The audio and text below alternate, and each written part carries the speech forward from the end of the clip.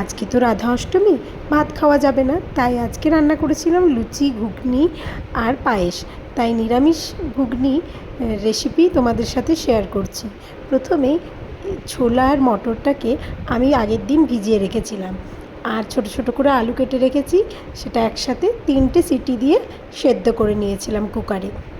সঙ্গে দিয়েছিলাম নুন, হলুদ আর একটা দারচিনি। এবার কিছুটা নারকেলকে টুকরো করে কেটে নিয়েছিলাম আর অল্প তেলে ভেজে উঠিয়ে রেখেছিলাম প্রথমে। তারপরে তেলে জিরে আর তেজপাতা ফোড়ন দিয়ে আদা বাটা, টমেটো বাটা দিয়ে সঙ্গে কিছু গুঁড়ো মশলা দিয়ে দিয়েছি, যেমন নুন, হলুদ, জিরে গুঁড়ো, ধনে গুঁড়ো, চানা মশলা, ম্যাগির ভেজিটেবিল মশলা।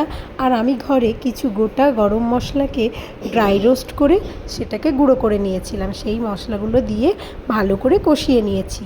আর তারপর ওই সেদ্ধ ছোলা মটরটা দিয়ে দিয়েছি কষানোর পর।